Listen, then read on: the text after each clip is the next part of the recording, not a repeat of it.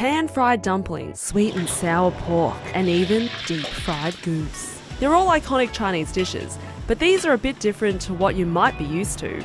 Some people will say, we're vegetarian, we're vegan, you know, but this is chicken. I said, no, that's not the root, it's mock meat, you know. Tiffy T and her family have put a unique twist on some favourite Chinese dishes.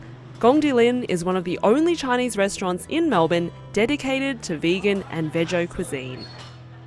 Because my mom is Buddhism, myself as well, and my dad is very experienced of cooking vegetarian, vegan stuff.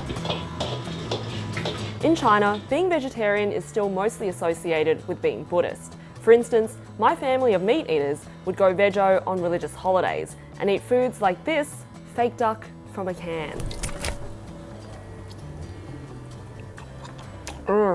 I think you're supposed to cook it first.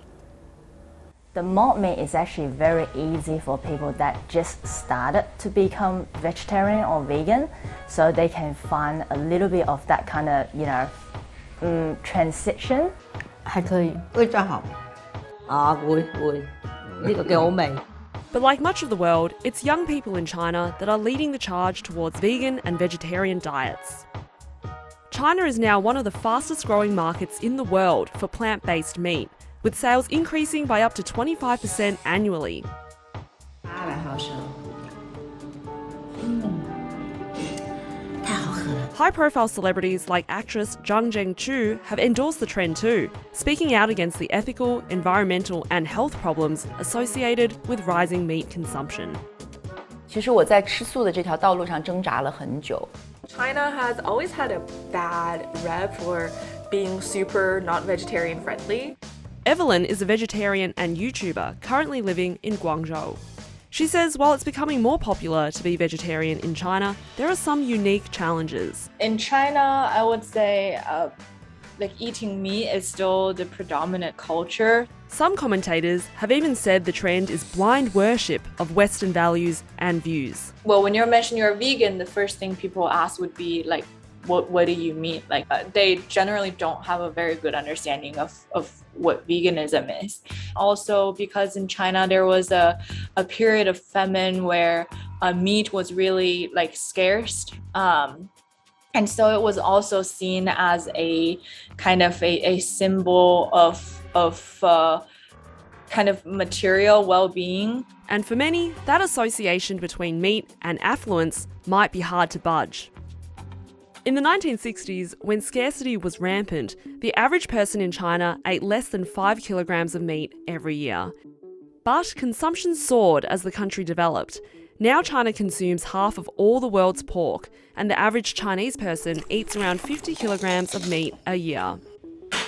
But one way some Chinese entrepreneurs are hoping to buck this trend is by creating culturally relevant plant-based products. We want our plant-based meat to look and taste like real meat. Vince Liu is the CEO and founder of Gen Meat. He says they were the first plant-based meat startup in China, and there are a few key challenges to overcome to convince people to eat his products.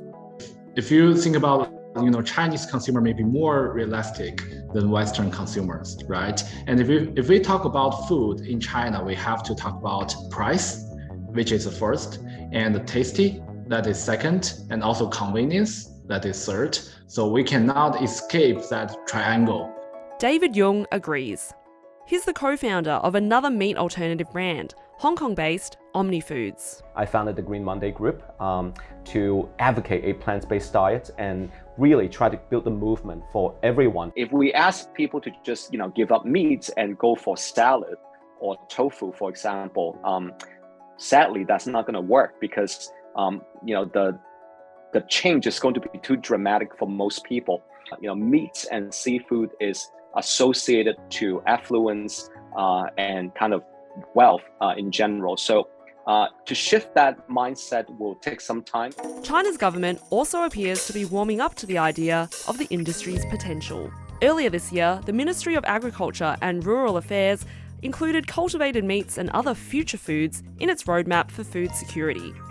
Reducing meat production and consumption is also seen as crucial for China to meet its ambitious plan to be carbon neutral by 2060. But there's still plenty of people out there that will need convincing to change their diets. My simple advice is, kind of choose whatever day or whatever meal that, people feel most comfortable to them, and use that as a starting point. Good one, David. I'm going to take it one meal at a time, starting right now.